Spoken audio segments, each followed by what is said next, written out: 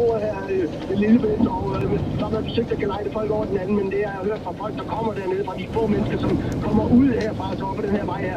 De siger, at der er fuldstændig proppet til nede i byen, og herfra, hvor jeg sidder, jamen, så har jeg siddet og kigget på i 1,5 time. Bilerne holder i den ene ende. Storebæltsbroen er for øvrigt også lukket, det er det frem til klokken 19 og 22, og så overvejer man situationen igen. Også flere færger er aflyst, blandt andet